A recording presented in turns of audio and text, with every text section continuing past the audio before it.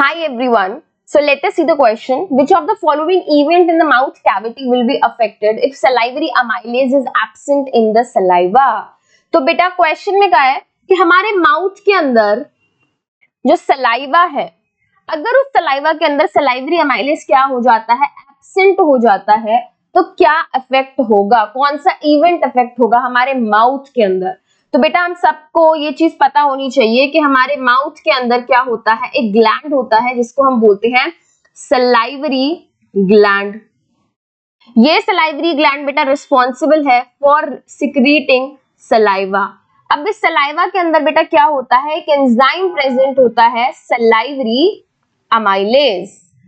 अब अगर मैं सलाइवरी अमाइलेज की बात करूं बेटा, this salivary amylase is responsible for conversion of starch into maltose.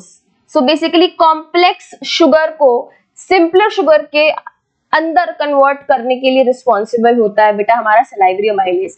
तो ये जो स्टार्च का कन्वर्जन है, इनटू माल्टोज, ये क्या करता है बेटा, ये कौन करता है, ये करता है हमारा सलाइवरी अमाइलेज। तो अगर सलाइवरी अमाइलेज नहीं होगा सलाइवा के अंदर तो ये क्या होगा बेटा, ये इवेंट इफेक्ट होगा।